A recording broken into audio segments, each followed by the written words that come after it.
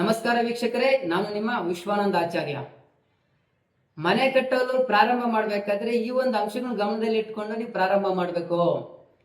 ನಾನು 10 ಲಕ್ಷ ಇದೆ, ನನ್ನ ಹತ್ರ ದುಡ್ಡಿದೆ, ನನ್ನ ಹತ್ರ 50 ಲಕ್ಷ ಇದೆ, ನಾನು ಮನೆ ಕಟ್ತೀನಿ, ನನ್ನ ಕೈಲಿ ಆಗುತ್ತೆ ಅಂತೇಳಿ ನೀವು ಪ್ರಾರಂಭ ಮಾಡಿದ್ರು ನಿಮ್ಮ ಕನಸು ನನಸು ಮಾಡೋದಕ್ಕೆ ಆಗೋದೇ ಇಲ್ಲ. ಅದಕ್ಕೆ ಮೂಲ ಕಾರಣ ಏನಪ್ಪಾ ಅಂತಂದ್ರೆ, ವಾಸ್ತು ಪುರುಷನು ಯಾವ್ಯಾವ ಕಾರ್ಯಗಳು ಮಾಡ್ತಿದ್ದಾವಾಗ ಯಾವ್ಯಾವ ಸಮಯದಲ್ಲಿ ನೀವು ಮನೆ ಕಟ್ಟೋದಕ್ಕೆ ಪ್ರಾರಂಭ ಮಾಡ್ತೀರೋ ಅದು ತುಂಬಾ ಇಂಪಾರ್ಟೆಂಟ್ ಆಗುತ್ತೆ. ಬೇಕಿದ್ರೆ ನಿಮ್ಮ ಹತ್ತಿರದಲ್ಲೇ ಬೇಕಿದ್ರೆ ಗಮನಿಸ್ಕೊಳ್ಳಿ. ಅವ್ರ 5 ವರ್ಷ ಆಗ್ಲಿ 10 ವರ್ಷ ಆಗ್ಲಿ ತಳೆದಾಕಿ ಇಷ್ಟು ವರ್ಷ ಆಯ್ತು ಆದ್ರೂ ನಾನು ಮನೆ ಪ್ರಾರಂಭ ಮಾಡಕ್ ಆಗಿಲ್ಲ. ನನ್ನ ಹತ್ರ ದುಡ್ಡಿದೆ, ಬೇರೆ ಕೆಲಸಕ್ಕೆ ಯಾವ್ದಕ್ಕೂ ಹಾಕಿದೀನಿ, ಇನ್ವೆಸ್ಟ್ ಮಾಡಿದೀನಿ, ಒಂದು ಬಿಸ್ನೆಸ್ ಮಾಡ್ಬಿಟ್ಟೆ, ಮಗಳು ಮದುವೆ ಮಾಡಿದೆ, ಆದ್ರೆ ಯಾವ ಗಳಿಗೆಲ್ಲ ಹಾಕಿದ್ನೋ ಈ ಮನೆ ತಳಗೆ ಹಾಕಿದ್ದೆ, ನಾನು ಮನೆ ಕಟ್ಟೋದಕ್ಕೆ ಆಗ್ಲೇ ಇಲ್ಲ ಅಂತೇಳಿ ಅರ್ಧಂಬರ್ಧ ಹಾಕ್ಬಿಟ್ಟು ಬಿಟ್ಬಿಟ್ಟಿರ್ತಾರೆ. ಇದಕ್ಕೆಲ್ಲ ಮೂಲ ಕಾರಣ ಏನಪ್ಪಾ ಅಂತಂದ್ರೆ, ವಾಸ್ತು ಪುರುಷನು ಮಾಡ್ತಕ್ಕಂಥ ಕಾರ್ಯ ಯಾವ ಕಾರ್ಯದಲ್ಲಿ ಮಾಡ್ತಿದ್ದವಾಗ ಯಾವಾಗ ನಾವು ಮನೆ ಪ್ರಾರಂಭ ಮಾಡಿದ್ರೆ ಯಾವ ರೀತಿ ಫಲಾಫಲಗಳು, ಶುಭ ಫಲ ಅಥವಾ ಅಶುಭ ಫಲಗಳು ಬರುತ್ತೆ ಅಂತ ನೋಡ್ತಾ ಹೋಗೋಣ ವೀಕ್ಷಕರೇ. ವಾಸ್ತು ಪುರುಷನು 6 ಕಾರ್ಯಗಳನ್ನು ಮಾಡ್ತಾ ಇರ್ತಾನೆ. ಆ ಕಾರ್ಯಗಳು ಯಾವ್ದಿದಪ್ಪ ಅಂತಂದ್ರೆ, ಒಂದು ಕಸ ಹೊಡೆಯೋದು, ಭೋಜನ ಮಾಡ್ತಕ್ಕಂಥದ್ದು, ನಿದ್ರೆ ಮಾಡುವಂತ ಸಮಯ, ರಾಜ್ಯಭಾರ ಮಾಡ್ತಕ್ಕಂಥ ಸಮಯ, ಗೂಳೆ ಕಟ್ಟುವಂತ ಸಮಯ, ಮತ್ತೆ ಅಡುಗೆ ಮಾಡುವಂತ ಸಮಯ. ನೀವೇನಾದ್ರೂ ಕಸ ಹೊಡೆಯೋ ಟೈಮಲ್ಲಿ ಏನಾದ್ರೂ ನೀವು ಮನೆ ಪ್ರಾರಂಭ ಮಾಡಿದ್ದೀರಾ ಅಂತಂದ್ರೆ, ಅಂದ್ರೆ ಒಂದು ವ್ಯಕ್ತಿ ಮನೆ ಪ್ರಾರಂಭ ಮಾಡೋದು, ವಾಸ್ತು ಪುರುಷನು ಕಸ ಹೊಡೆಯುವಂತ ಸಮಯದಲ್ಲಿ ಏನಾದ್ರೂ ನೀವು ಮನೆ ಪ್ರಾರಂಭ ಮಾಡಿದ್ದೇ ಆದ್ರೆ ಆ ಮನೆ ಫಿನಿಶ್ ಆಗುತ್ತೆ. ಆದ್ರೆ ಎಲ್ಲೋ ಒಂದ್ ಕಡೆ ಮುಕ್ಕುಗಳಿದ್ದೋಗುತ್ತೆ, ಅಂದ್ರೆ ಸ್ವಲ್ಪ ಸ್ವಲ್ಪ ಅಲ್ಲಲ್ಲೇ ಪೆಂಡಿಂಗ್ ಇರ್ದೋಗುತ್ತೆ ಕೆಲಸಗಳು. ಕಾರಣ ವಾಸ್ತು ಪುರುಷನೇನಾದ್ರೂ ಕಸ ಹೊಡಿತಾ ಇದ್ದಾಗ ನೀಟಾಗಿ ಕಸ ಹೊಡಿದ್ರೆ ಎತ್ತಾಕೋಕ್ಕಾಗುತ್ತೆ. ನಾವು ಎಲ್ಲೋ ಒಂದು ಮೂಲೆಯಲ್ಲಿ ಎಲ್ಲೋ ಒಂದು ಸ್ವಲ್ಪ ಪೆಂಡಿಂಗ್ ಇದ್ದೋಗಿ ಎತ್ತಕ್ಕಾಗುತ್ತೆ. ಅಷ್ಟು ನೀಟಾಗಿ ಕಸ ಹೊಡೆಯೋದಕ್ಕಾಗಲ್ಲ. ಅದೇ ರೀತಿಯಾಗಿ ಅಷ್ಟು ನೀಟಾಗಿ ಮನೆ ಫಿನಿಶ್ ಆಗಲ್ಲ.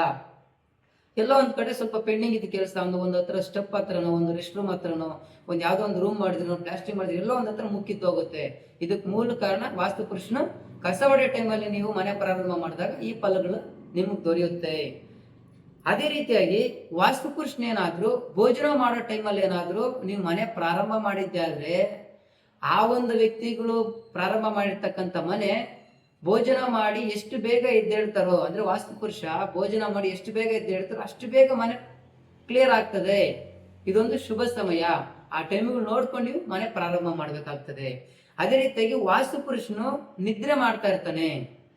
ನಿದ್ರೆ ಮಾಡೋ ಟೈಮಲ್ಲಿ ಏನಾದ್ರೂ ಒಬ್ಬ ವ್ಯಕ್ತಿ ಮನೆ ಕಟ್ಟೋದಕ್ಕೆ ಪ್ರಾರಂಭ ಮಾಡಿದ್ನು ಅಂತಂದ್ರೆ ಆ ವ್ಯಕ್ತಿ ಮನೆ ಕಟ್ಟೋದಕ್ಕೆ ಆಗೋದೇ ಇಲ್ಲ.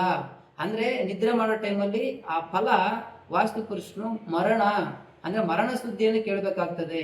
ಅಥವಾ ಮನೆ ಕಟ್ಟಬೇಕಾದ್ರೆ ಯಾರೋ ಒಬ್ರು ತೀರೋಗಿರ್ತಾರೆ, ಅಥವಾ ಯಾರೋ ಒಬ್ರು ಸಾವಿಗೆ ಸಂಭವಿಸ್ತಾರೆ ಆ ಮನೆಯಿಂದ. ಲೇಬರ್ಸ್ ಆಗಿರ್ಬೋದು, ಅಥವಾ ಏನೋ ಒಂದು ಗಾಯಗಳಾಗಿ, ಅಥವಾ ಏನೋ ಒಂದು ಸಮಸ್ಯೆಗಳಾಗಿ ಮನೆ ಅರ್ಧಕ್ಕೆ ನಿಂತೋಗುತ್ತೆ. ಅವ್ರ ಸಂಬಂಧಿಕರಲ್ಲಿ ಮರಣ ಸಂಭವಿಸ್ಬೋದು, ಅವ್ರು ಸಂಭವಿಸ್ಬೋದು. ಅಂದ್ರೆ ಆ ವ್ಯಕ್ತಿ ಏನು ಮನೆ ಕಟ್ತಾ ಇರ್ತಾನೆ ಆ ವ್ಯಕ್ತಿ ಆ ಸಾವಿಗೆ ದುಂದು ವೆಚ್ಚಗಳು ಖರ್ಚು ಮಾಡ್ತಕ್ಕಂಥದ್ದು, ಆ ಕಷ್ಟ ಸುಖಗಳು ಅವರೇ ಅನುಭವಿಸ್ಬೇಕಾಗ್ತದೆ. ಆ ಲೇಬರ್ಸ್ ಆಗಿರ್ಬೋದು, ಕೆಲವ್ರು ಬೇಕಿದ್ರೆ ಎಲ್ಲೋ ಬಿದ್ದು ಕೈ ಹೊಡೆದೋಯ್ತು, ಕಾಲು ಹೊಡೆದೋಯ್ತು, ಆ ವ್ಯಕ್ತಿ ಸತ್ತೇ ಹೋದ, ಆ ಮನೆ ಪ್ರಾರಂಭ ಮಾಡೋ ಟೈಮಲ್ಲಿ ಇಂಥ ವಿಘ್ನಗಳಾಗೋಯ್ತು. ಇದಕ್ಕೆಲ್ಲ ಮೂಲ ಕಾರಣ ವಾಸ್ತು ಪುರುಷನೇನಾದ್ರೂ ನಿದ್ರೆ ಮಾಡೋ ಟೈಮಲ್ಲಿ ಏನಾದ್ರೂ ನೀವು ಮನೆ ಪ್ರಾರಂಭ ಮಾಡಿದ್ದೆ ಅಂತಂದ್ರೆ ಪಾಪ ಈ ಅನುಭವಿಸ್ಬೇಕಾಗ್ತದೆ. ದಯವಿಟ್ಟು ವಾಸ್ತು ಪುರುಷನು ಯಾವ ಕೆಲಸ ಮಾಡ್ತಾ ಇರ್ತಾನೆ ಅದ್ರ ಪ್ರತಿರೂಪವಾಗಿ ನೀವು ಕೆಲಸ ಪ್ರಾರಂಭ ಮಾಡಿದ್ದೆ ಅಂದ್ರೆ ನಿಮ್ಗೆ ತುಂಬಾ ಅನುಕೂಲ ಆಗ್ತದೆ. ಅಂದ್ರೆ ವಾಸ್ತು ಪುರುಷ ನಿದ್ರೆ ಮಾಡೋ ಟೈಮಲ್ಲಿ ಏನಾದ್ರೂ ಪ್ರಾರಂಭ ಮಾಡಿದ್ರೆ ಅದು ಅಶುಭ ಫಲಗಳೇ ಸಿಗುತ್ತೆ. ಅದೇ ರೀತಿಯಾಗಿ ವಾಸ್ತು ಪುರುಷನ ಏನಾದ್ರೂ ರಾಜ್ಯ ಯೋಗ ಮಾಡ್ತಾ ಇರ್ತಾನೆ, ಅಂದ್ರೆ ರಾಜ್ಯಭಾರ ಮಾಡ್ತಾ ಇರ್ತಾನೆ, ಆ ಟೈಮಲ್ಲಿ ಏನಪ್ಪಾ ಫಲಾಫಲಗಳು ಅಂದ್ರೆ ಸಾಮ್ರಾಜ್ಯ ಆಳ್ವಿಕೆ. ಅಂದ್ರೆ ವಾಸ್ತು ಪುರುಷ ಏನಾದ್ರು ರಾಜ್ಯಭಾರ ಮಾಡುವಾಗ ಒಬ್ಬ ವ್ಯಕ್ತಿ ಮನೆ ಪ್ರಾರಂಭ ಮಾಡಿದ್ದಾನಂತಂದ್ರೆ ಅಷ್ಟು ಬೇಗ ಮನೆ ನೀಟಾಗಿ ಅವನು ಸಕ್ಸಸ್ಫುಲ್ ಆಗ್ತಾನೆ. ಅವನ ಹತ್ರ ಬರೀ 5 ಲಕ್ಷ ಮಾತ್ರ ಇರ್ತೈತೆ ಮನೆ ಕಟ್ಟೋದಕ್ಕೆ ಅಂತ ಹೇಳಿ ದುಡ್ಡು ಇಟ್ಕೊಂಡಿರ್ತಾನೆ. ಒಂದು ಪ್ರೀ ಪ್ಲಾನ್ ಏನೂ ಇರೋದಿಲ್ಲ. ಯಾವ್ದೋ ಒಂದು ಶುಭಗಳಿಗೆ ಇಲ್ಲ ಮನೆ ಕಟ್ಟಬೇಕು ಅಂತೇಳಿ ಒಂದು ಕನ್ಸಿಟ್ಕೊಂಡು ಆ ಕನ್ಸನ್ನು ನನಸು ಮಾಡ್ಬೇಕಂತ ಮನೆ ಪ್ರಾರಂಭ ಮಾಡ್ತಾನೆ. ಯಾರೋ ಒಬ್ರು ದುಡ್ಡು ಕೊಡ್ತಾರೆ, ಕೇಳಿದವರಲ್ಲ, ಒಂದು 10,000ನೋ 5,000ನೋ 5 ಲಕ್ಷನೋ 3 ಲಕ್ಷನೋ, ನೀನ್ ಮನೆ ಕಟ್ತಾ ಇದೀಯಾ, ಫಸ್ಟ್ ಶುಭ ಕಾರ್ಯಗಳಾಗ್ಲಿ ತಗೊಳ್ಳಿ ಮಾಡ್ರಿ, ನಮ್ಗೆ ಆಮೇಲೆ ಕೊಡಿ ಅಂತೇಳಿ ಹಣ ಸಹಾಯ ಮಾಡಿರೋದಾಗಿರ್ಬೋದು, ಅಥವಾ ಲೇಬರ್ಸು ಒಂದು ಕಾಂಟ್ರಾಕ್ಟ್ ತಗೊಳೋರಾಗಿರ್ಬೋದು, ಅಥವಾ ಒಂದು ಮರಳು ಜಲ್ಲಿ ಇಟ್ಟಿಗೆ ಹೇಳಿ ಟೈಮಿಗೆ ಬರುತ್ತೆ.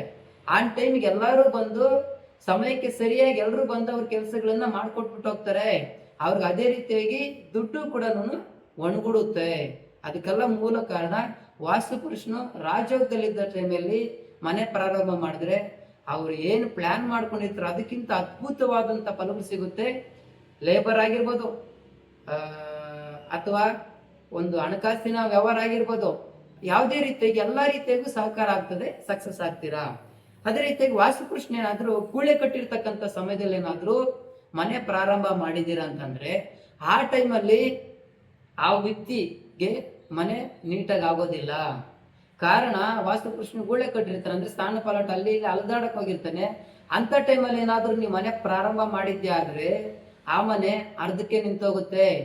ಬೇಕಿದ್ರೆ ನಿಮ್ಮ ಅಕ್ಕಪಕ್ಕಗಳು ನೀವು ಒಂದ್ಸತಿ ಗಮನಿಸಿ, ಅವ್ರ ಹತ್ರ ದುಡ್ಡಿದೆ, ಅವ್ರ ಹತ್ರ ಶ್ರೀಮಂತರು ಎಲ್ಲ ಮಾಡ್ತಿದ್ರು, ಆದ್ರೆ ಯಾಕೋ ಈ ಮನೆ ಅರ್ಧಕ್ಕೆ ಬಿಟ್ಬಿಟ್ಟಿದಾರಲ್ಲ, ಪಾಳ್ ಬಿದ್ದೋಗಿದೆಯಲ್ಲ, 10 ವರ್ಷದಿಂದ 5 ವರ್ಷದಿಂದ 8 ವರ್ಷದಿಂದ ಈ ಮನೆ ಅಲ್ಲೇ ನಿಂತೋಗಿದೆಯಲ್ಲ, ಯಾಕೆ ಅಂತೇಳಿ.